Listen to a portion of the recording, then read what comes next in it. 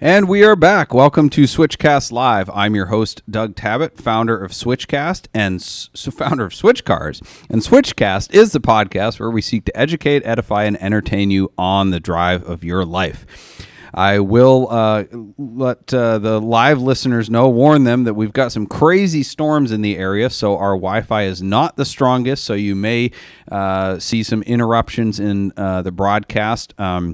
We appreciate you sticking with us through all of that. But if you're unable to, or we're unable to keep streaming, then by all means check out switchcast.live, where you can get caught up on past episodes and download the episodes there. So if you're able to stay with us, we certainly appreciate it. And of course, we look forward to your questions and comments as we go. We are catching up on transport issues and how to best transport your car. I know we promised that for a couple weeks. We had a special guest come in, Jay Roberts, and then I was out of commission last week dealing with some throat issues, we'll say, I guess. So wasn't able to run the podcast, but anyway, so it's we'll say it's highly anticipated episode. We told you all the horror stories of transportation gone wrong last time, and now we're going to deal with some of the underlying issues of the transport industry and how to avoid those issues, how to pick a good transporter and make sure your car gets there safely. So if you have any questions as we go that are topical, feel free to throw them in the chat, and we'll do our best to get to them tonight, although we do have a lot of material, and if we run out of time, we apologize, but we will try to go into the bonus round as usual with the tip talk after the pre-recorded or the recorded show.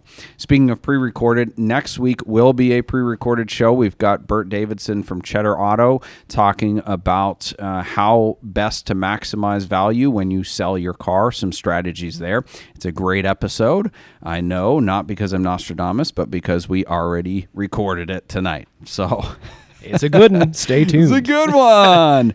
Tyler here with me tonight. He's monitoring YouTube and all the questions that come in there. So yeah, join us. And thanks for being here. So before we get into the transport stuff, to keep you hanging just a little more, I promise we'll get to it tonight.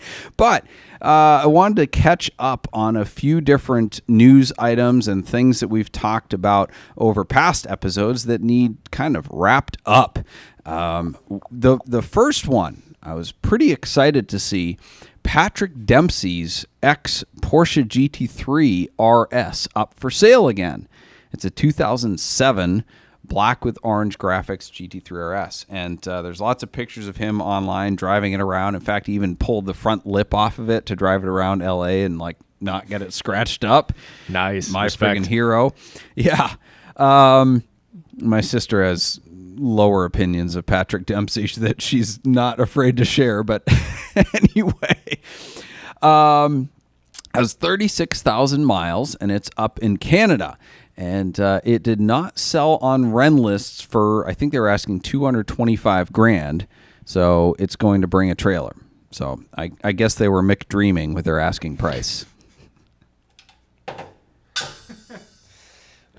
Well, I was just going to ask you, because I feel like those RSs came in like the three main colors. I know there's others, but there's the green, the orange, and the black. Yes. The Diva. What's your favorite of those three? You a pumpkin guy? I think I'm a frog guy. I think frog guy, 100%. I think the green. The Top Gear best road challenge. I forget what series, but where Hammond has a frog. Oh god, it's so good. That's one of my favorite episodes of Top Gear. This bears an interesting discussion. I don't know if I used the right word there, but it begs an interesting discussion. After I say it, somebody's going to come, and nobody was begging for this. But, okay, right? Yeah. So the black on that car. I don't like black cars. Not because they don't look good. It's because they are a pain to keep clean. And I like to drive my cars and get them dirty. So it's just I can't deal with black cars because I have a combination of OCD and I always want to use my cars. It just doesn't work. I'll be in a perpetual state of stress. This is why we get along. But I don't think anything looks better than 997 GT3 RS in black with the ghost matte black graphics. It looks mean, right? But so black was the like third most common color on the 997 GT3 RS, but it's the least valuable. Like it's just not good for resale. People will take any of the other 5 colors over black. But on the 997.2 GT3 RS, black was a paint to sample color. Oh, that's and right. And they made, I think, either 5 or 7. No, I think they made 7 paint to sample black 997.2 GT3 RS. So it was a zero cost standard option on 997.1, paint to sample on 997.2. However, because people don't like the 997.1 in black, the paint to sample black 997.2 doesn't carry the premium that the other paint to sample cars do. However, the 997.2 GT3 RS 4-liter, they made black and white and a very few paint to sample. And because the black is rarer than white, black commands a huge premium. This is why Porsche people, I shouldn't say Porsche people are stupid, but this is what's wrong with the whole resale value collector game, is that literally it's the same code A1 Schwartz on every single 997, and yet it's desirable one, undesirable on another, paint to sample on another.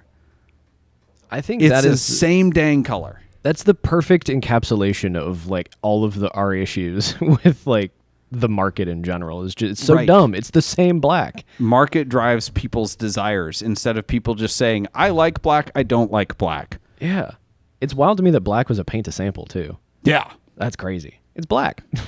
Yeah.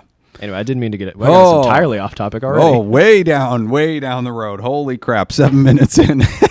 It's going to be a long night.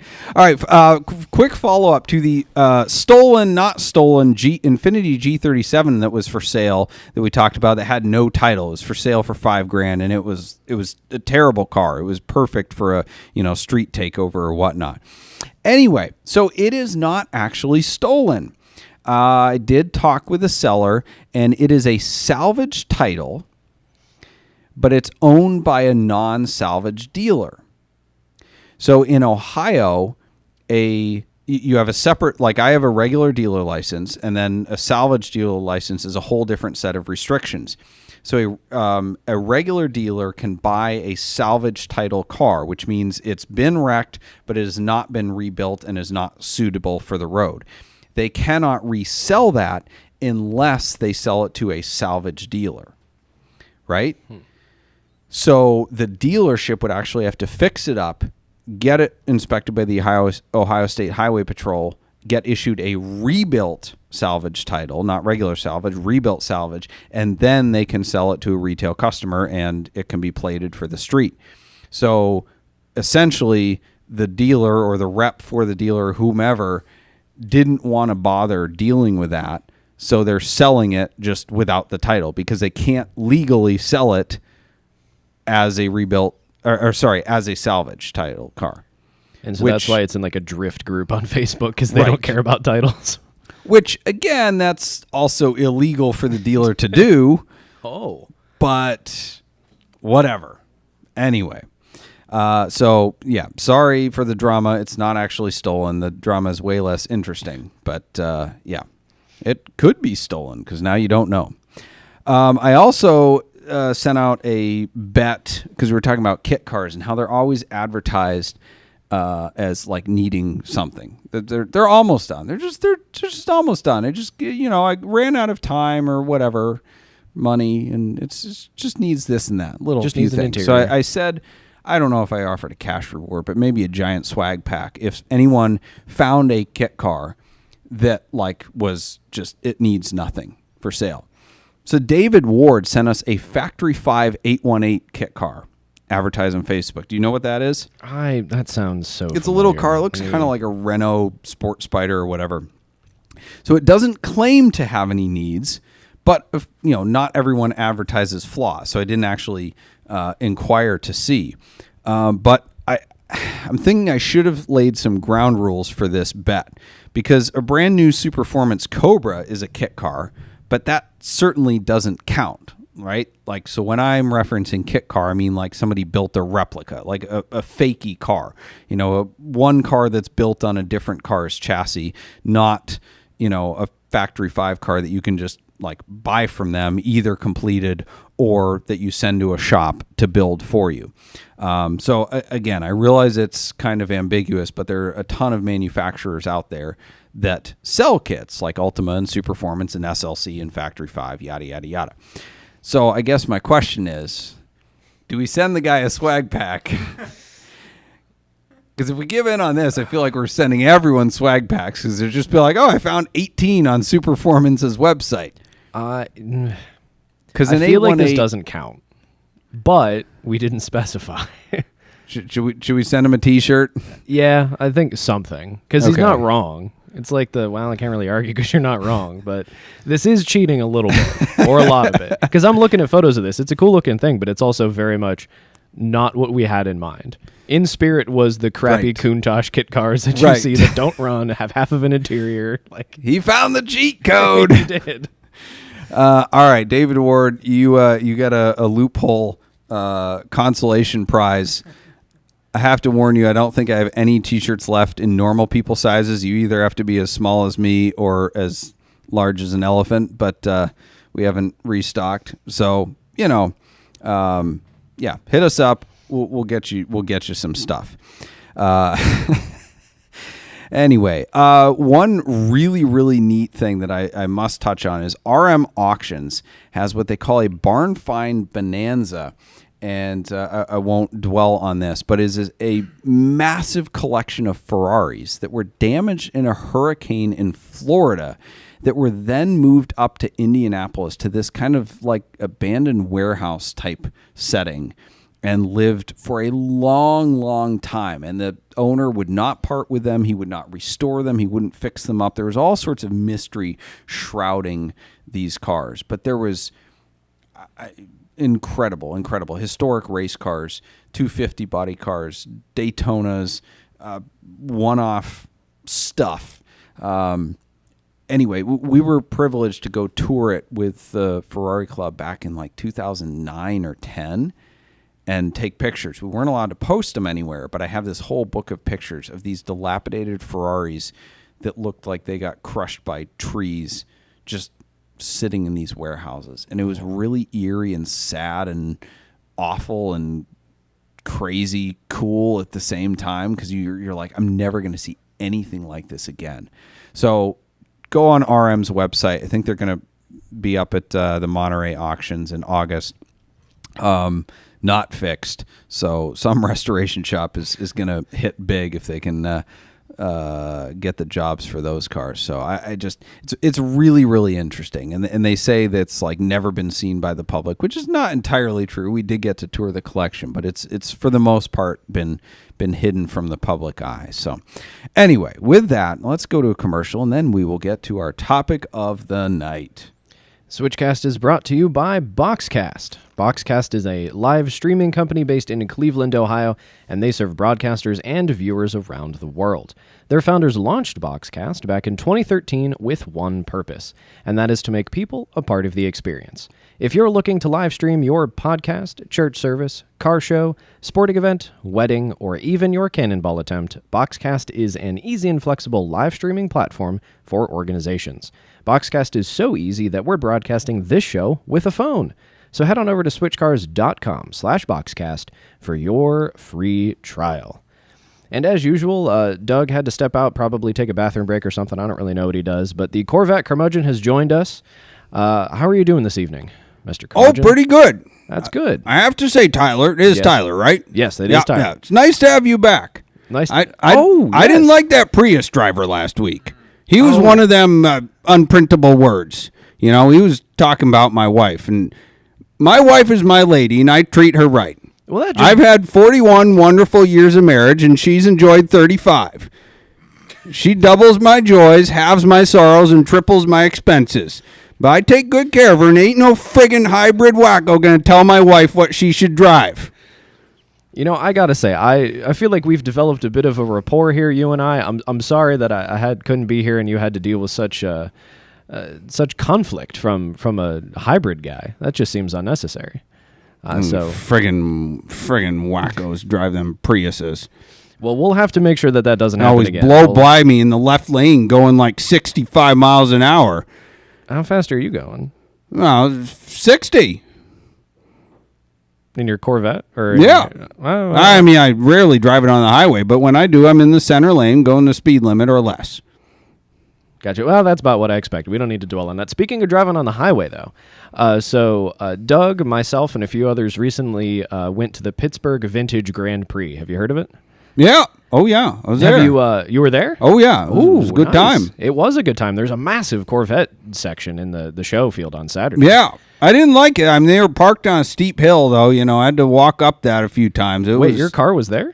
No. Oh, okay. I was nope. gonna say, I thought there I was a missed it. chance of rain, so I didn't take it. Did you enjoy what you saw in the Yeah, Corvette show? it was pretty good. It was pretty good, yeah. Did you have like a favorite? Like something that really, and it doesn't have to be a No, Corvette. mine wasn't there. Oh, okay. Uh-huh. Yep. Did you, I saw some other like red maroonish colored ones. Do they speak to you any or not really? Well, there's this one there. This guy friggin' tarted it up, you know, with all sorts. He bolted on a rear spoiler and spray painted his calipers and his rotor hats, and just, it was ugly. He had all sorts of covers on them steering wheel and yuck stuff, you know. It was pretty awful. And it was a maroon one, too. He friggin' ruined it. But it wasn't a light carmine red one, so it's all right. It was a good event, but you know, I didn't have any Corvettes running around them racetrack. I would like to hear some big V8s, but they limit it. You know, they limit the speed and the displacement of that event. You know, because it's in a park, so they don't want people going crazy fast, people getting killed. You know, which is you know reasonable, but we'd like to hear some big brah brah brah. No, I think this is, Ethan, you're going to have to note down the timestamp in the day. You know, I'm agreeing a lot with you tonight, Corvette Curmudgeon. I do wish there may be some bigger cars. I agree it's a safety concern. It's a small track. You don't want to be dangerous, but it would be kind of cool to hear some bigger engines out there and really just kind of going for it. But I also agree that, you know, that I think I saw that Corvette you were talking about. It wasn't to my taste either. One day I need to see yours. You know what was the best part of that event? What was that? It was free. Yeah. That's true. It is. Alrighty. Well, thank you very much for coming in. We'll have to hang out next year. That's good. When you go. And that was the Corvette Curmudgeon, everybody. Brought to you unwittingly by the Corvette Buy-Sold Trade Group on Facebook, your source for cranky boomers, overpriced Corvettes, and reinforced stereotypes. Do you watch King of the Hill? Have you ever seen that? I have seen that. You know Boomhauer, the guy who he went on like a 1 minute long rant there, and I completely didn't understand like the second half of it. And I was like, this is Boomhauer. I really enjoyed that. That was good. I have yet to break, but I almost That was got good. myself You pulled through. You pulled through. Ooh, welcome back, Doug. I'm gonna need a minute. Have we asked the People Corvette listening are curmudgeon? like, he's not that funny. No, you had to be Listen, there. nobody is as funny in my own mind as myself. Have we asked him about ceramic coating? If he's ever ceramic coated his? No, we Corvette? can we can ask him that in the future, though. Well, yeah, he's gone now. I Yeah, mean, he's already. I heard him rumble away. He's gonna go 5 miles an hour under on the way back home. Can't say he but- peeled out because I Yeah, don't think he did. No. Yeah. And with all the storms we had tonight, there's no way he was driving his. My man's not out of first yet. But boy, he doesn't waste time getting out of here when That's he's done. right. He's No, like, yeah. gotta go. He's got to catch Jeopardy. Oh darn it, he missed it. Oh man! All right, so transportation, the much anticipated. I don't even remember what we talked about last time. Horror stories, but anyway, okay. So the reason all these horror stories happen, there's a fundamental issue with the industry, and it is this: it's a race to the bottom with very little oversight. Dealers, brokers, and transporters are all to blame. I feel like there's a separate how-to episode just for dealers because there's, dealers use a online booking system, but, we'll cover some of those tonight, but they don't, I guess most of them don't apply to regular customers booking transport, because with dealers, we know how to find the transporters. It's a matter of whether or not we use our judgment to book the right ones. Whereas with consumers, it's very, very difficult to find the transporters. And speaking of dealers, I mean, just last week, a friend of mine in the business had their car stolen by a transporter. And I looked up the transporter and I could see the errors made in booking the transporter. There were some red flags, and I don't know if he used a broker or was trying to save money or whatever, but either way, there was some avoidable lessons there. But consumers don't necessarily have to worry about those things because they don't have the resources that dealers have. Anyway. So there's a fundamental issue with the industry. There's a fundamental issue with the system. There's a disconnect between carriers, the owner-operators, and the public, and there's no good solution yet to overcome this for either one, and that's why the market is saturated with brokers. And this wouldn't be a bad thing if they didn't all suck so badly, right? So if you search online for a transport company, 9 out of 10 times the results on the search engine are finding a broker. And they build their websites to make them appear like a transportation company or, a big company. It's very difficult to tell just from their websites, but most of them are still brokers. And even if you search U-Ship, a lot of the results are brokers. And my goodness, if you the number of texts and emails and stuff you'll get, you will just get absolutely blown up if you go on U-Ship and put in your information. All the brokers will just, oh my gosh, they will call you nonstop. And the issue with brokers, at least in the transport industry, is that they don't add any value to the equation. They're simply, for the most part, posting it on Central Dispatch and going with the lowest bidder. Central Dispatch, as a refresher, is an online load board system which dealers, brokers, and haulers have access to. So you have to be in the industry licensed to get on there. So they'll just post a load up there and essentially just go with whoever comes first or whoever will allow the brokers to make the most amount of money. They're not spending time vetting their insurance, vetting their license, looking up their, accident history, et cetera, all the things that we have access to do. The brokers don't carry their own broker insurance often. They usually have no assets. The old joke is you can't spell broker without broke. And they don't help with communication or problems. They'll blow your phone up in order to get your credit card number and get the load. And then once it's taken care of, you'll never hear from them again. Even the brokers I've used that said they had proprietary software to fix the system, that they don't use Central, that they use, only special carriers that are on their, vetted list. Like I tried one of them one time and he gave me this huge sales pitch, was referred to by people in the industry. And all he did was post it on Central Dispatch and mark it up 50%. And I'm like, I can see what you did. I'm on Central Dispatch. You gave me this big sales pitch, and then you did everything that I didn't want you to do. So trying to solve these issues, there's a twofold strategy. And whether you're shipping open or enclosed is a totally different strategy. So with open transport, it's a little more difficult because there is not enough money in it typically for these companies to actually care about marketing to the general public because the price per load is so much lower. So the open transport companies are the good ones are getting contracts with manufacturers to just haul big loads all at once. The rest of them are running through brokers because they don't have the time or the inclination to deal with retail customers. Let's be honest, as customers, we can be a little bit of a pain. We want tracking on our cars. We want daily updates, and the trucking companies just don't want to deal with that. But for example, we were trying to get a Unimog out of Minnesota and get it here, and it has to go on an open transporter. And we posted it on the load board. We've had 3 different companies cancel on us. One because apparently their truck broke down, but they accused us of canceling the load, saying it wasn't available. Another one, we gave them the dimensions. They accepted the load and then said the car was too big to fit on their truck, so they canceled it. All this different stuff. This is what, kind of what brokers do is they deal with all this BS. But this is the BS you have to deal with the open carriers.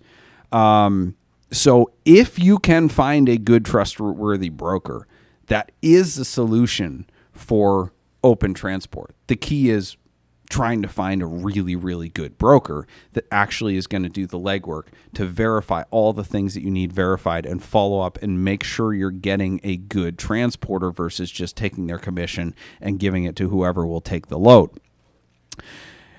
Enclosed transport, which I recommend all the time, not just because of protection from the elements, but also because you just get a better level of service, more highly trained transporters, guys that actually know what they're doing. I mean, I can't tell you how many open carriers we've had show up that don't even know how to drive stick. You get enclosed carriers, they've shipped everything from Ford Model A's to Duesenbergs to Ferraris to anything. They know how to shift all sorts of different cars. They know how to deal with immobilizers and push button starts and, you know, paddle shift transmissions, et cetera, et cetera, et cetera, usually. But there's the exception. And we have a good one from Kent Lucas tonight. So this illustrates how some of the transporters are. And this was definitely an open carrier. And this is why I almost always go with enclosed. I'm not going to try to do a Russian accent, but the trucker's name is Roman, and he's from Chicago, which they're all from, so we can pretty much guarantee they're Russian because they all are. Hello, my name is Roman from Transportation Company. They also never use articles. Hello, I am driver. About the load 1990 Mazda Miata. I can pick up tomorrow and delivery next day. Ask $500. Thank you. So Kent, my guy, goes, I can do $450. What's the name of your company? Ask that so he can look them up, check their insurance, licensing, etc. The response, till what time we can pick up tomorrow? Kent responds again, what's the name of your company? And can you drive a manual transmission? The response from the trucker, let me ask. Let me ask what? What the name of your company? He doesn't know the name. Right. Yeah. Do you not know the name of your company? Which, if you've seen these guys, they might not know because they literally show up with like their DOT number duct taped on, handwritten on a piece of paper and duct taped to their window. I've seen it multiple times because they're a different company next week. Anyway, so forget the open carriers. Talking about enclosed, because if you're shipping a specialty car, you should just do it enclosed. So one option is you pay through the nose for a big name carrier. You have Reliable, Intercity, JP Logistics, Horseless Carriage, et cetera, et cetera. However, that's not always the solution. We got an email from our customer, Chris White, who wanted us to share this, and he said that high-end is not always safe. He bought a Porsche 993 and used Horseless Carriage, and the car was delivered to a friend of his because he was working at the time. So the driver didn't know how to start the car with the immobilizer, which is one of those things I said, you know, if you use a good enclosed carrier, usually they understand those because they've shipped them before. So he... Oh, wow. I didn't read all of this. This is baffling. He bump started the car in reverse by like rolling it down off at the top level backwards. Oh, no. So then Chris's question, valid, is like, how many times did he do this en route? Like, because he had to move the car from position to position. So after Chris got the car, he said the drivetrain always had a vibration, which the PPI didn't know before he bought it. So the pressure plate of the clutch had cracked allegedly from these bump starts on a 20,000 mile car. So his point was, it was a big name company, but the weak link, even with good companies, is the employee. So the key there, though, is I've had a driver blow up a clutch, and he was an enclosed carrier, but he was a new company that wasn't established, and he didn't have any money. So I'm like, hey, man, you got to cut in for some of this clutch. And he's like, oh, well, I'll make it up to you. I'll just do like the next however many hauls for free. I'm like, okay, well, that's not ideal, but fine, whatever. But then by like the third one, he was out of business. So at least with a company like Horseless or Reliable or Intercity, you have recourse, right? Because things will go wrong in transport, period. Like that's just a law of nature. You're moving a car around, it's strapped down to a thing that's moving. People have accidents, cars catch on fire, like stuff will go wrong. So you want to deal with a company that has the proper insurance and will make things right when things go wrong, because they do. It's not about finding a company that will prevent any difficulty or anything from happening.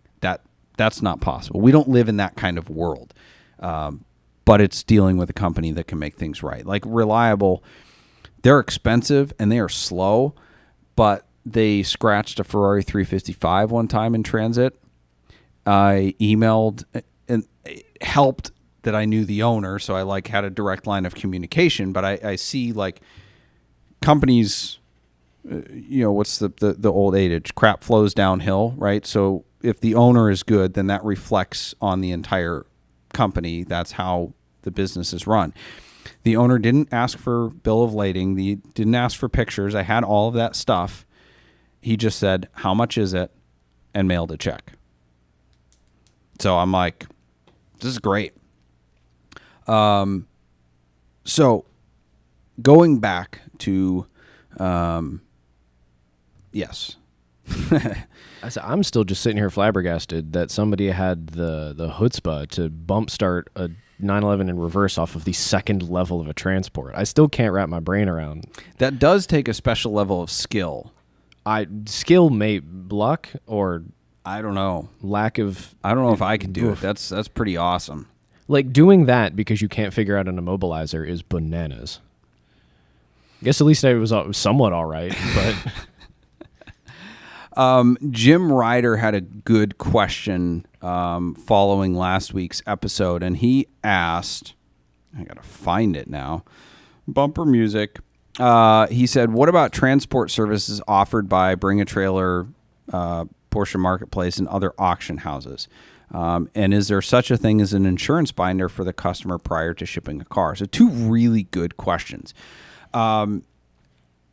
This is not to disparage Bring a Trailer and their shipping service, but I believe all they are doing is a glorified broker. They're posting it on Central Dispatch, and whatever you get, you get. Because we've seen some trucks that showed up for Bring a Trailer shipping services, and they were not trucks that we would have chosen. They were the Central Dispatch special. So, again, they're a glorified broker. Now, with Bring a Trailer, they likely have their own insurance, or they are self-insured to the point that they're going to stand up for any issues that arise out of whoever they chose. And that's the key thing with booking through a broker, is you want to use a broker that is reputable, that has insurance, and that you have recourse with. Because again, just like in closed carriers, you need recourse because something will go wrong, and using open carriers, the likelihood is higher that something will go wrong. So it's not about picking the carrier that will make sure nothing goes wrong. It's about picking the carrier and or broker that will handle it when it does. So I would assume Bring a Trailer will make those things right because of their reputation, and they have enough assets to do that. But using that service doesn't guarantee that you're going to get a half decent carrier at all. So what can you do on your own? One is become a detective. If you're using a broker, require that they give you the name of the transport company that they chose. Brokers do not like transparency. You don't have to ask them how much money they're making, whatever. Just be like, hey, give me their information. There's tons of resources out there that you can use if you know how to use them. So there's a website put out by the National Highway Traffic Safety Administration and DOT that you can use to verify a trucking company's license. You can also request a copy from the company of their insurance certificate. You can Google them, figure out how long they've been in business. It's unlikely that you'll find any reviews because, again, these companies are not customer facing. They don't care about their online presence.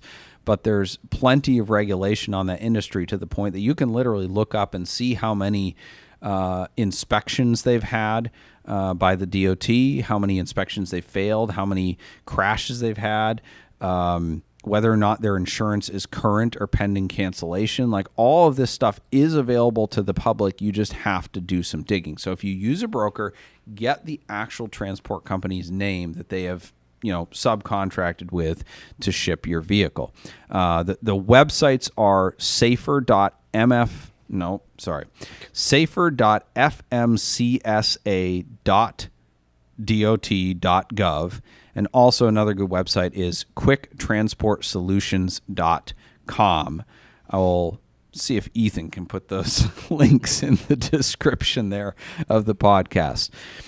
In terms of covering your butt, and that's a lot of what it is, right? It's the CYA section. You want to get a bill of lading from pickup and photos. A lot of companies now will take photos and video at the point of pickup. So you want to make sure you have a copy of that and one at delivery. And this is very, very important because you have about 1 minute after taking delivery to make sure that your butt is covered and that you get any damages covered. Because if it is not on the bill of lading at delivery and it was at pickup, or vice versa, or it's on the car and it wasn't on the bill of lading, you have to note that on the bill of lading. I am not a lawyer. I just have experience with this. And if you sign that bill of lading saying, yep, no damages, we're good, and then a day later say, oh, they wrecked my car, too bad, so sad, right? Take photos of it at that point. And if it's really, really bad, just friggin' refuse delivery. Document everything and say, I'm not signing off on this. Now, there are transport companies, I've seen it firsthand. I've heard about it. The drivers will pressure you, if you have a crappy transport company, to not mark that stuff down. They will push you around, not physically necessarily, but they will say, no, don't put that down. No, we'll take care of it or whatever, or they'll just hustle you and try to not make you mark it down. You have to protect yourselves. You have to protect yourselves. It is you versus the driver, unfortunately, if there's a problem. And it sucks because it may reflect back on them, but if they damaged it, it should. Another thing is make sure you are insured, right? So the trucker's insurance might not be enough to cover your car. You need to check with your insurance company to see if they will cover it in transport. Now, a fair number of companies will. However, I remember that there's this thing called a care and custody clause in some policies that basically says if a car is in somebody else's care and custody, that your policy is not going to cover it. Now, what does that mean? If you let your friend drive it, is that care and custody? No.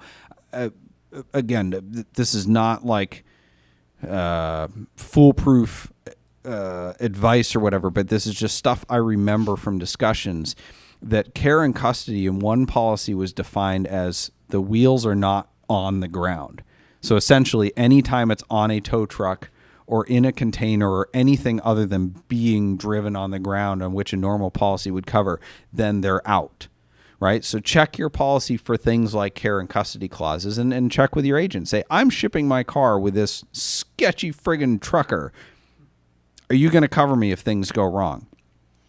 You can ask for photos of their equipment, the trucker's equipment, their truck and trailer, that equipment. Good to clarify. Yep. Yes, because that's key, and that doesn't mean they won't lie. I've had truckers send me photos of a brand new truck, and then they show up in a totally different thing. But at least you can say, like, all right, well, that's, you've got photo evidence. This is not the truck that you said you'd be picking it up with. Yours is held together with duct tape and prayers. The other thing you can do is you can ask a specialty car dealer to help. And this is not an advertisement for our services, because the last thing I want is for people to contact me for help with shipping. But we do it because so many people are like, I don't know what to do.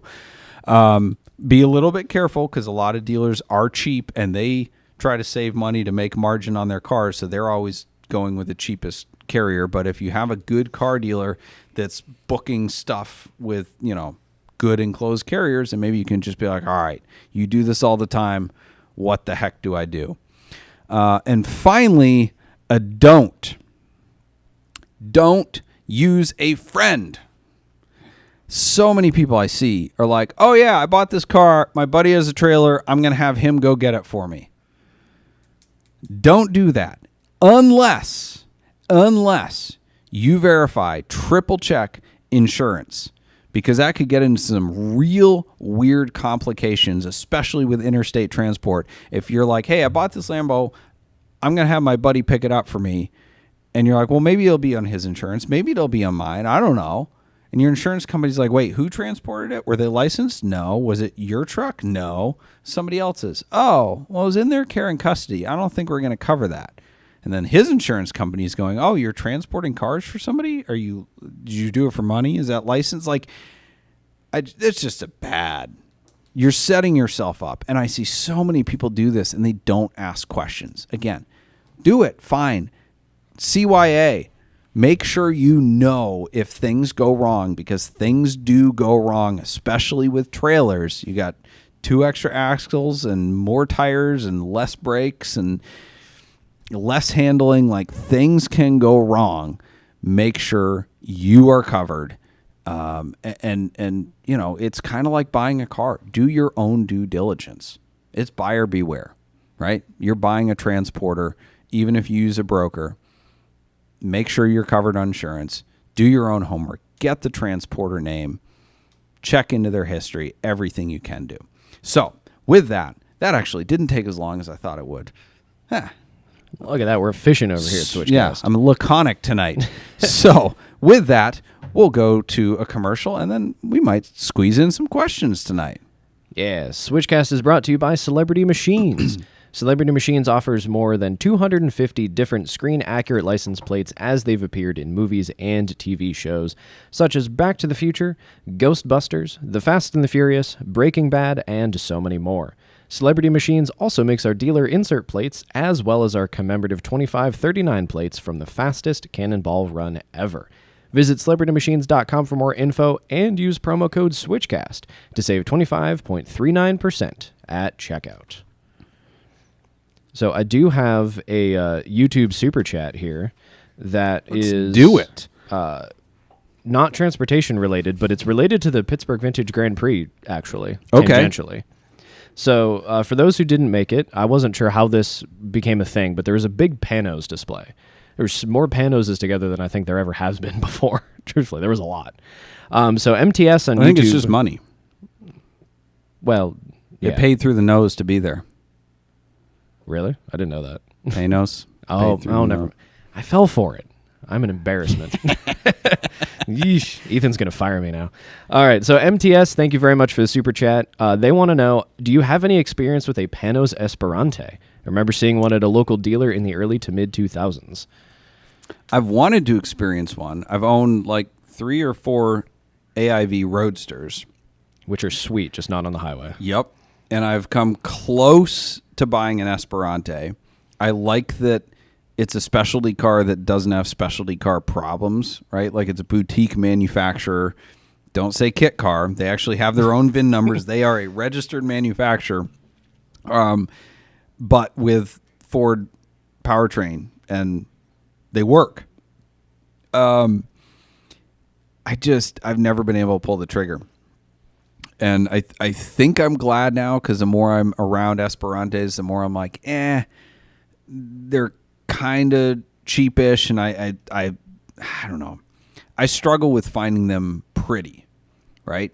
Like, the GTLM is awesome, and the racing cars are awesome, and they make some really cool colors. Like, their greens and blues are really deep, and the cars are good.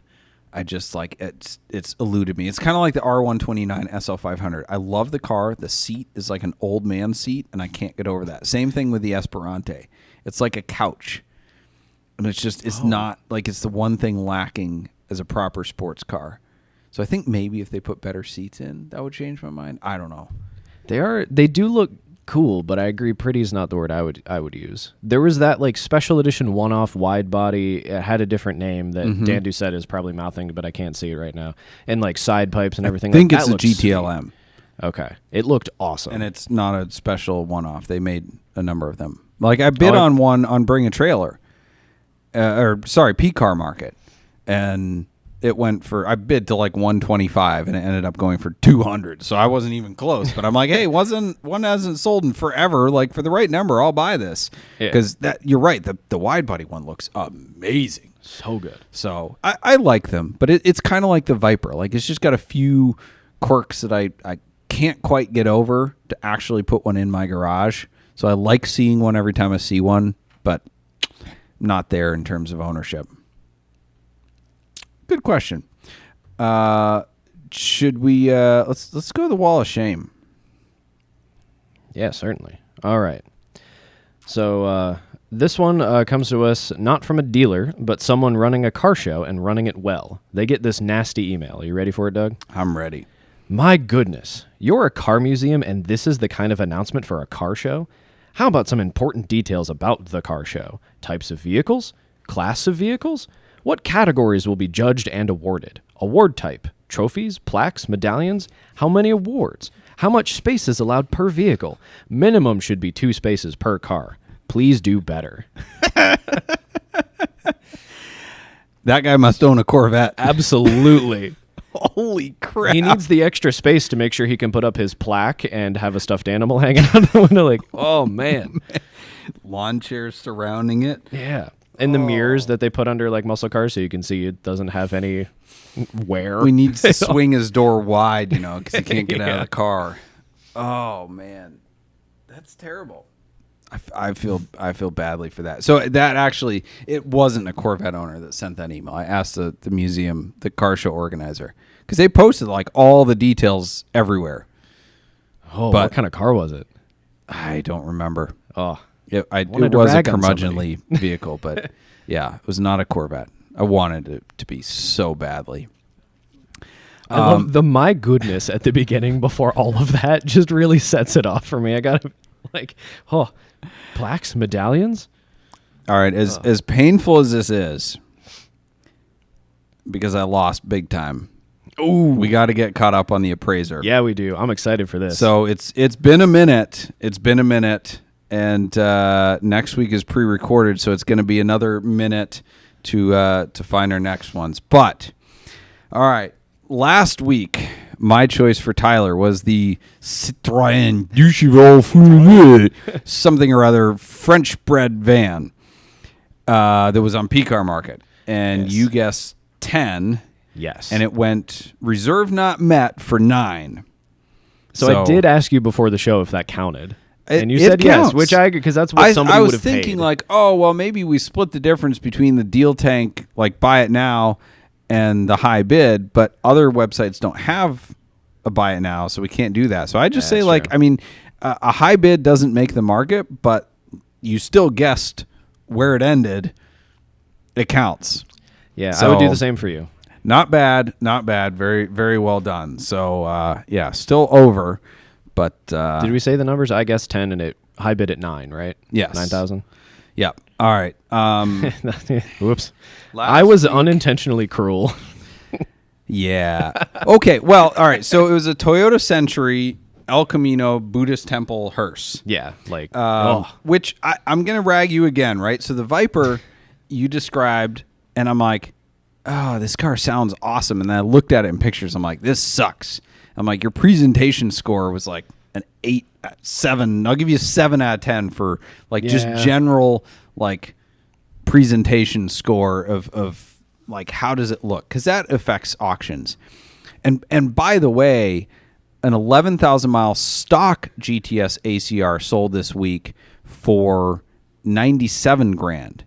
So the Hennessy sold for like 20 grand less, which is really interesting because like either it says that brand of tuner has not like commanded a premium yet, or that car was just so rough that it didn't get the money. It was poorly represented. I will. So I feel like my guess could have been right because the stock ACR sold for 97. I'm like, all right, the Hennessy 600 should carry a premium, but that one didn't. So whatever. Anyway, always making excuses. So this one, I feel like your presentation score was like a 6 on the other end, because I went and looked at pictures and I'm like, oh my gosh, this thing hits me in all the feels. Like the gold was radiating, and so was the black. It was just like the cleanest, most awesome thing ever conceived. It was covered in gold, the whole hearse thing. It was very ornate engraving. Get it? That was good. I mean, people were dying to get in on the bidding, and winning it was quite the undertaking. Oh, right. I mean, that thing puts the fun in funeral. Okay, I kind of like that. If it breaks down, it's a grave problem. It shouldn't, though, because Toyotas are very reliable. The Centuries are. They'll never let you down. The driver, however, will be the last person to let you down. Unbelievable, really. This guy. But if you bought a second one for your wife, they'd be his and hers. Got pain. Anyway, with that said, what was my guess? Wow. Your guess, let me pull up the official record here, was $14,000. What did it sell for? 45. Ooh. Spicy. That is, if you do the maths yourself, and you can do it at home, 68.89%. We'll round that up. That is a 69% difference. Nice. It's like a 300% difference, depending on how you look at it. Oh, yeah, I guess because this was like 14K was... I will say at least I 32%. didn't lose money. I'd rather guess 14 and sell for 45. However, okay, I can't be I can't account for world record breaking sales. That's the most money a Century has ever sold for by like double ever. And in somewhat of my defense, even if I did tell you that seeing this vehicle will make you transcend to another you'll never be the same after you see these photos. Like, I still don't think you would have guessed 45. I would have guessed like 18. Yeah. So I talked to Matthew Ivanhoe about this one. He runs Cultivated Collector. He knows JDM cars. He's been importing like batches of really, really good ones, and he's had a couple Centuries. And I was on the phone with him when the auction was ending, and I told him that I guessed 14, and he's like, man, I think you were generous at that number. Really? And I was like, well, guess where the bid's at? He's like, I don't know, 20. I was like, no, it's at 35. And he goes, what? And it's still going. And like during the course of our conversation, I just keep updating him. Like every minute we'd be talking about other stuff, and I'm like, it's at 40 now. And he was as flabbergasted as I am. So I don't feel quite so badly that I'm terrible at my job / this game. But wow, I never saw that one coming. Whatever. So I may be in danger of this, of losing. I had a commanding lead until this one, but Rusty Shackelford, a viewer, had a good suggestion. Well, it was a good suggestion, but now it's not so much. He said, if Doug loses, I definitely want to see him in a clapped out CVT Altima for 6 months. That's like extreme. 6 months? It must be a 4-door. Oh, can't even get the 2-door. Oh, that's cruel. We don't have sponsors of that caliber yet, because I think even a clapped out Altima is at least like $300 a month for 84 months. I don't know how much they are cash, and neither does anyone else who owns one. Oh, God. All right, let's go to a commercial. Oh wait, no, we have to pick next week's. We gotta. Let's do the go next to keep one. them in suspense. Go to a commercial, all and then right. we'll pick next week's. And Switchcast is also brought to you by Nuts for Sticks. Nuts for Sticks is a brand celebrating the manual transmission in all of its forms. Forget those flappy paddles. We like shifting ourselves. So go head on over and check out our fun and funny stick-themed shirts at nutsforsticks.com and save 10% on your order using the discount code SWITCHCAST. That is nutsforsticks.com and use code SWITCHCAST. Ethan has something for us here. Well, the idea was for you to just look at your phone because the text message was need phone charger. So that doesn't make for good podcast banter. Awesome. Well, you can fix that in post. Sure can. You need a phone charger?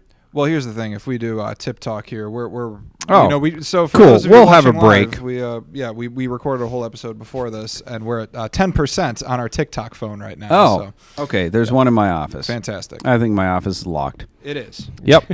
Perfect. And such great banter. All guys. right. Let me interrupt this was this great, with guys. Yeah, edit that for the audio on. Thanks for staying with us, everybody else. All right, so my pick now. Tyler's pick for me next week is what?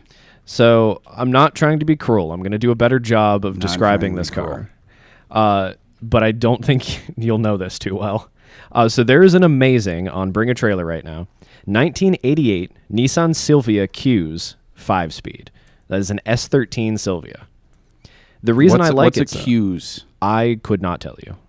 It's some trim, I'm guessing. This is in the classic, like, seafoam green over gray two-tone.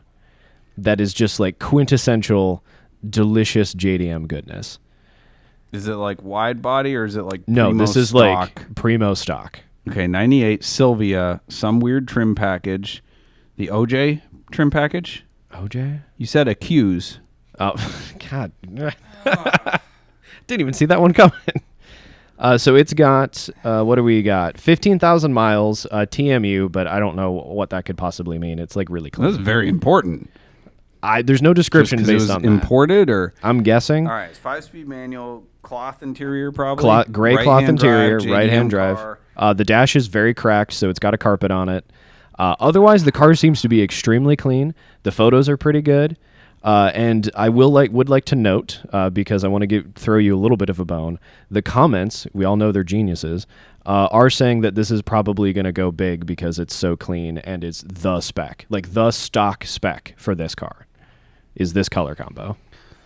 I am not up on the JDM Nissan Silvia market, It's although so I pretty. do very much like them. I would drive one of these in this exact color I combination. feel like it can't go for more than an R32 GTR, right? I would Like, think that's reasonable. Similar, or I mean, it's a little bit newer, but I also have no idea what this is worth for those of you listening at home. So this will be a surprise for me. give me a second to think about that. And while I'm thinking, I'm going to give you mine. I am trying to be cruel. I think I But deserve following on the Toyota Century theme, we have a 1982 Porsche 928. it. All right. Ask me why that's following on the Toyota Century theme. Is this the one that has the Toyota Century V12 in it? Yes, it is. That This is the- amazing. So 928s are great for swaps because their original engines are not fantastically reliable. This 928 has a Toyota 5-liter V12 swap, which I love. A 6-speed manual.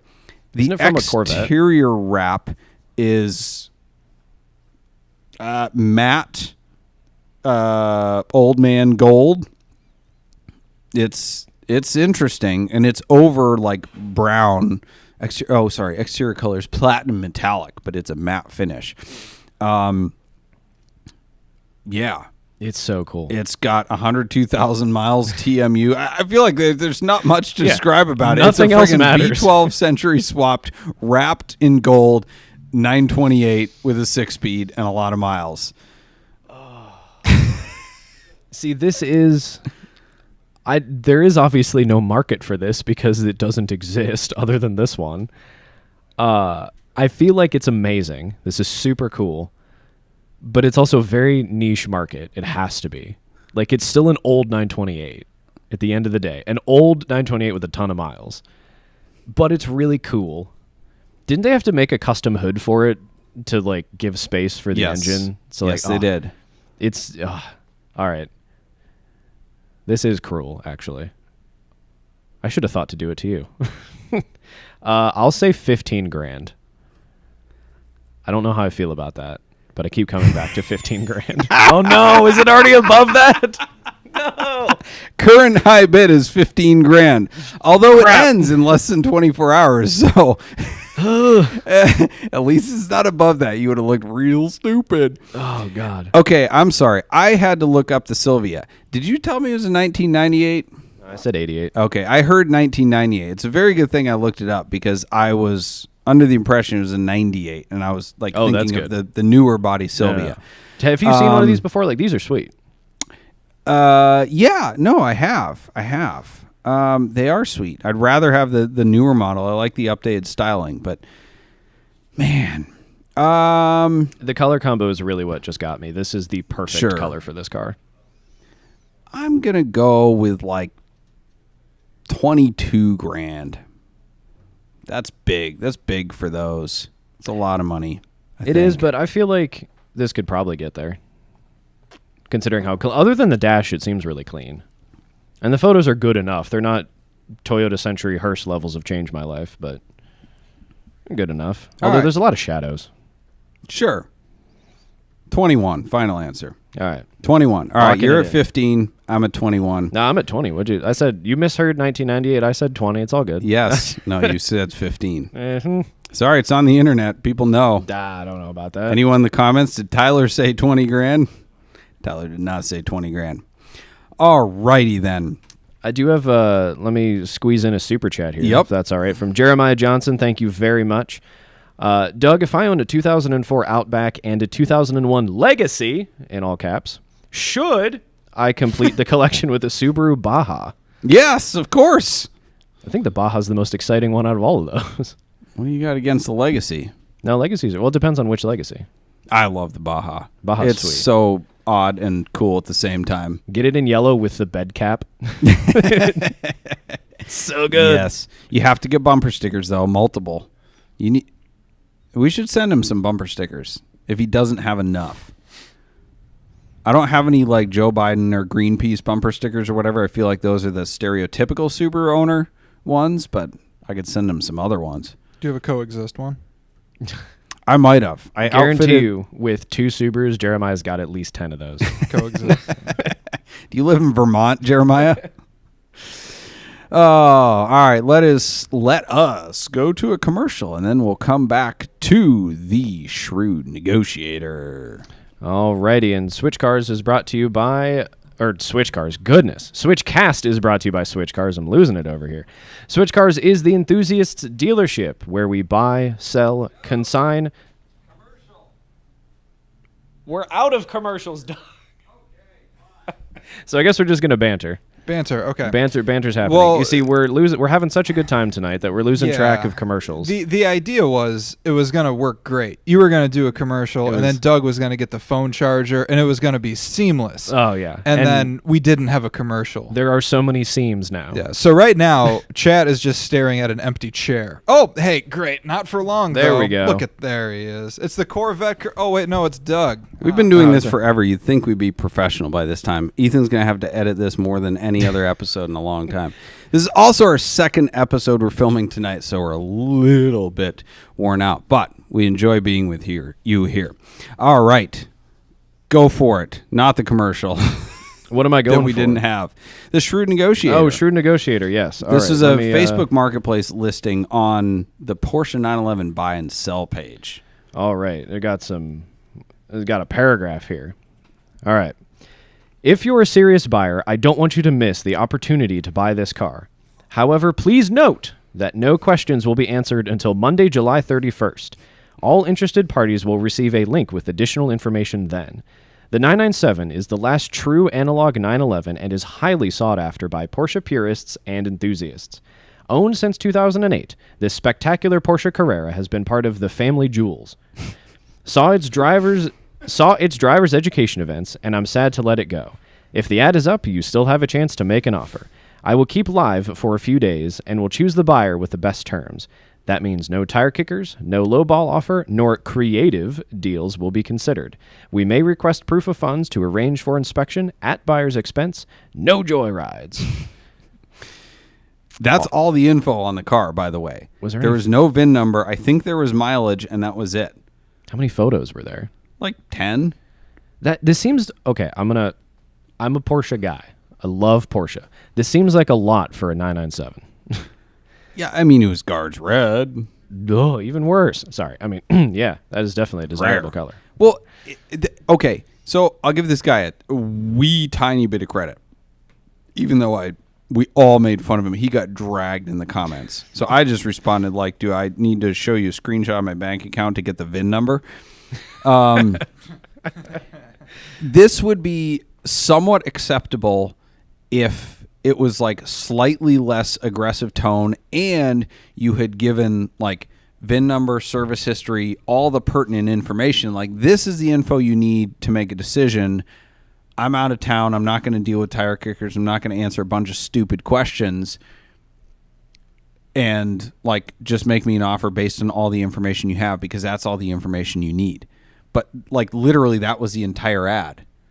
There was no information about whether or not it was original paint or what service history. And I don't think the interior photos even showed which seats it had, which people are terrible at doing, by the way. They show pictures of the dash and the steering wheel and all that. And I'm like, what? Does it have the bucket seats or base or like, I don't even know. So yeah, it's a very interesting tack to take with this, making buyers beg and plead with you just to get information on a car, and it backfired huge on this guy. You'll receive a link with more information then is like ridiculous. Yeah, get in line. Yeah. Send me proof of funds and then I'll send Red you 997. information. Yeah, it's a little bit it goes back to my whole thing about, Porsche people are Corvette curmudgeons with more money. Yeah, no, it's so true. All right, well, it is that time, so let's get to the props and flops brought to us by Switch Cars. Yeah, Another there we commercial. Go. I was just a little early. Switch Cars is the enthusiast dealership where we buy, sell, consign, service, and store only cars that we like ourselves. So check out our handpicked inventory at switchcars.com. And our pick of the week from Switch Cars inventory is chosen by me, actually. Yes. So I haven't seen it. I'm going to have to get eyes on this. But you have a, what? Is it like a early 2000s? 99. Is it? Oh, it's a 99. Mm-hmm. So a Mark 1 996, silver on the outside. I'm serving like, oh God, what's the silver? Arctic silver. But it's got nephrite green interior. Oh, my goodness. I kind of want it. Does it have full leather? Mm-hmm. Oh, my. Oof. Pop quiz. Oh, yes. What does nephrite mean? Oh, I have no idea. I know. Me neither. I guarantee you, anyone like you pull 300 Porsche people, they won't know what it is. But either. We throw around these terms, and we're like, yeah. It's the name of the color. That's all I know. At least I'm not pronouncing the German. How do you pronounce nephrite in German? I don't know. Nephrite grun. Yeah. But it's like the opposite of my car. Somebody got after me on a satire video because I pronounced grun wrong. Like, and I'm like, I on purpose? I did on purpose. Those satire videos, man, the comments are just a dumpster fire of people not that engagement awesome. though. It's yes, absolutely. And it's so fun to watch unfold. And then Doug gets in there and like stirs the pot a little bit, and it's even better. It's so good. Well, didn't you have a bunch on the 944 one when you kept saying Porsche? And then in the edit, it was like clearly every time you said it, it flashed up. That wasn't a with, 944, was it? It was. It was the spray painted purple 944. Oh, it was the yeah. Mako special. That's right. That's right. Yeah. And like people still just didn't get it over the head. Yeah, that was a good one. So with that, we're going to do the flops and props of the week. The flop of the week is me for just screwing up this whole podcast. Thank you for bearing with us, everyone who did. For those of you listening on the audio version, you won't get the half of it because Ethan's going to make it better. But is Ethan the prop of the week? Prop of the week. Yeah. No, the real flop of the week. We're getting a little dark / serious on this one. We don't always just make fun of people, but this one was locally a 20-year-old on a motorcycle was killed, unfortunately, when he was hit by an 89-year-old woman who was pulling out of her driveway. Now, this was one rare instance where speed was not a factor, even though, the media and insurance companies and police love to say that speed's a factor and everything. But it is unfortunate and terrible. But the first thing my wife said when she saw this is like, when are we going to start requiring tests for old people and take their licenses away? Because this is a really dangerous thing. Because she wasn't backing out. She was pulling out head first to go to her neighbor's house, like down the street. And she's like, this is crazy. Like, she didn't see him because you shouldn't be driving. And I think that's a very real thing. And I don't want to like use this as a thing to defend Cannonball or whatever, but people say Cannonball's so dangerous. And it's like, no, old people driving 12 miles an hour is way more dangerous statistically. And I love my grandma. She backed into a friend of hers because she stopped to say hi to him and then like backed up and ran into him. And it was like a joke because he was okay, but it got written up in the paper, like in the police blotter. And it's man. At what point do we make these decisions and say like, hey, you can't drive anymore because this is not, you can't see. So it's something to think about. And it's an awful tragedy, and it just sucks. Anyway, so real downer flop there. Prop of the week is Lincoln County Police Department breaks the Cannonball record. 25 hours and 10 minutes using a modified LS-powered twin-turbo Camaro that looks like a stock car. It was outfitted with lights and sirens, which were utilized to trick other law enforcement, into thinking it was a police car running code 3 to a call, something we've all wanted to do but didn't want to risk the bajillion felonies. The Lincoln County Police Department Camaro was operated by a single officer whom they will not identify. Suspicious. Speaking of satire. Yeah. No, this was really well done. Oh, yeah. The prop of the week is for the Lincoln County Police Department for doing this. And it was freaking hilarious because nobody got it. And I reposted it to my Instagram story like, hey, this is like hilarious, thinking people would get it. And everyone's like, no, that's not fair. That's totally cheating. This sounds suspect. I don't think that should count. Like, are you going to go get it back? I'm like, guys, it's a staged photo of a guy in front of a NASCAR wrapped with a Fort Worth Police Department livery.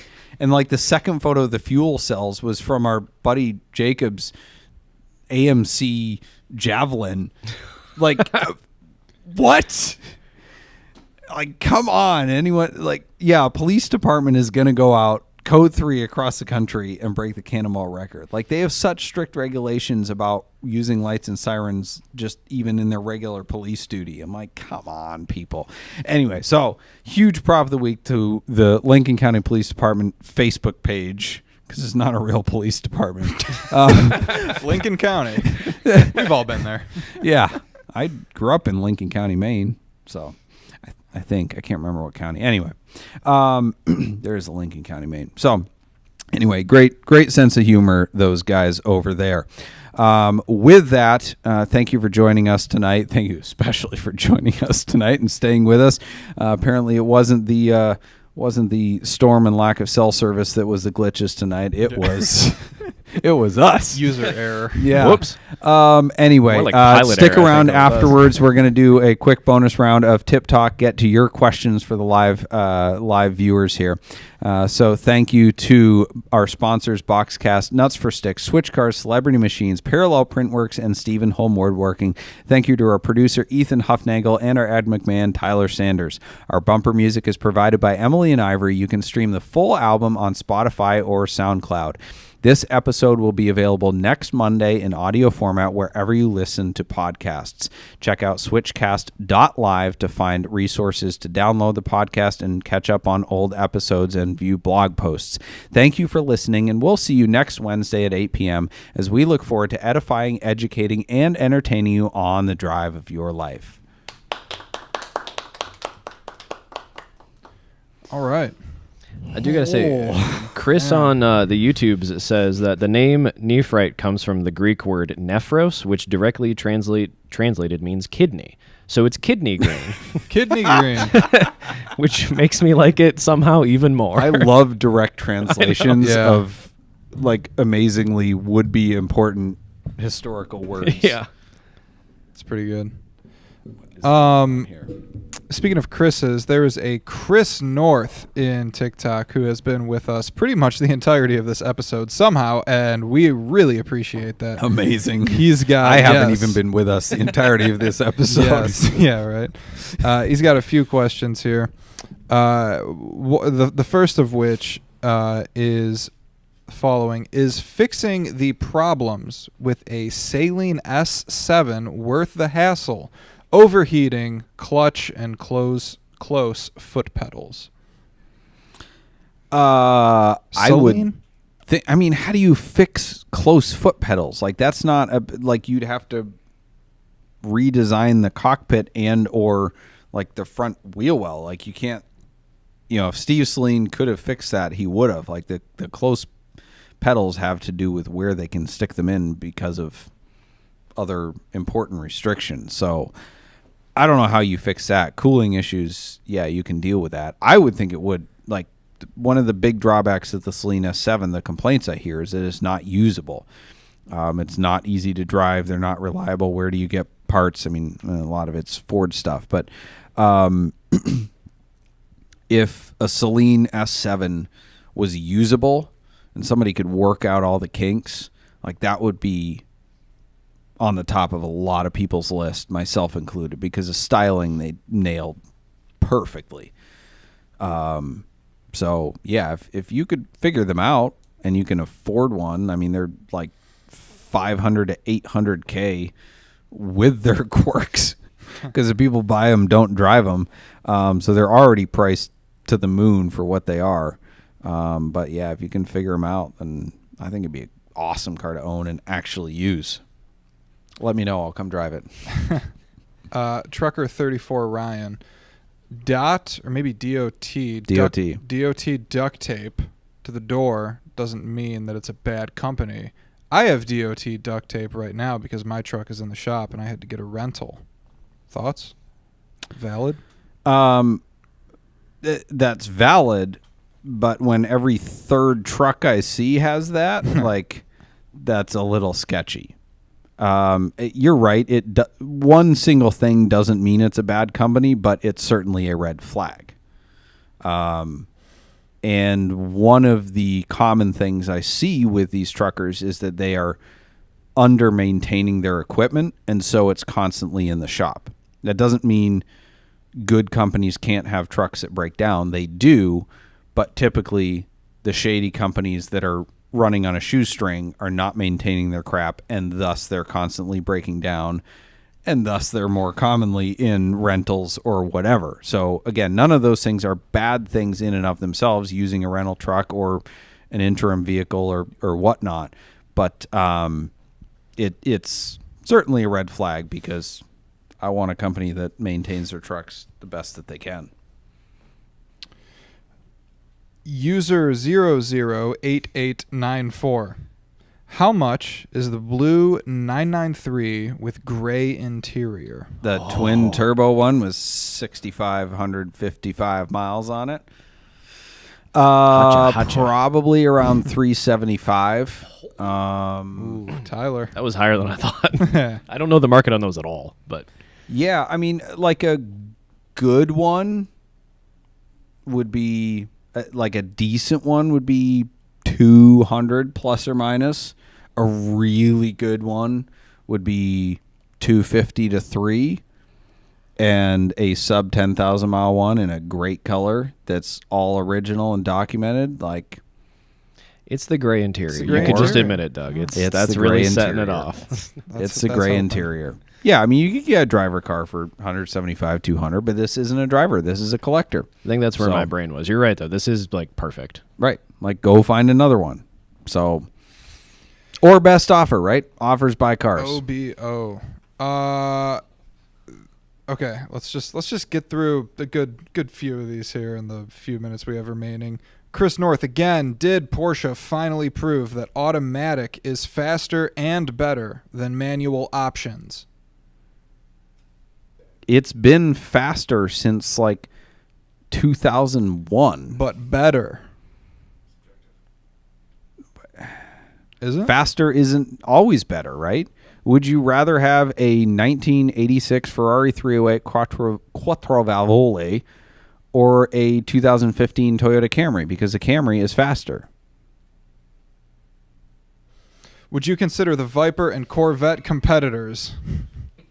It's a rapid fire here. Yes. Yes. Do you think the E46 M3s will continue to rise in price?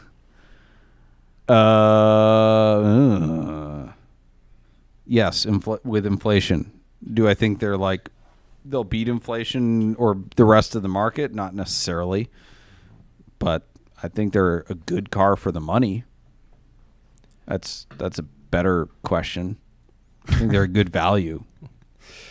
All right, what do you want? One or two more here? I do have a quick one from please, Mike on please. YouTube. Wants to know, what about that gorgeous yellow C4S? Probably that has less miles. Yes. It's like way less. And less turbos also. Yeah, significantly less, actually. Infinitely less. Probably like low threes. I'm telling people 325 OBO. That one's a peach though.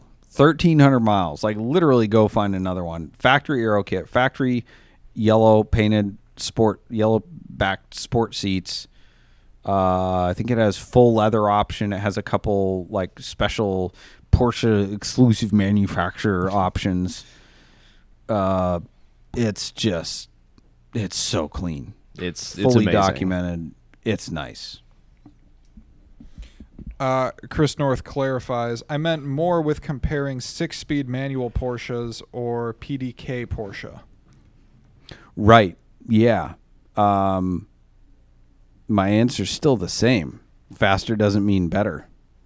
It depends on what you want. Like, yes, it is faster, and it's probably better for around the track because you don't have to think about shifting, but that doesn't mean it's a better experience. Okay, we'll get one more here from TikTok. Dewey Airsoft. What's a cool commuter car? Porsche 928 with a V12 Century swap.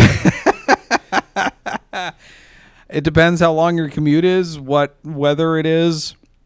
I mean, I'd commute a GT3. Frick. I don't know. Is it highway? Is it back roads? If you had a long commute on the highway, I'd buy like a Mercedes AMG. That would be a great commuter car. If it was shorter with back roads and stuff like that, I'd buy a Porsche 997, something like that. I don't know. He specifies California. It's a big state. Yeah, it's a very big state. It's one of the biggest. And it's also known for some real bad traffic jams. Yeah. Yeah, if you live like in the city, a cool commuter car would be the train. Right. Yeah. Electric scooter. Yeah. That makes it actually harder to answer because if you're in the city, there is no cool commuter car. Your commute sucks. So I would carpool. Yeah. It's like the answer to what's the best kind of boat to have? A friend's boat. Yes. Yeah. So, all right. Thanks all.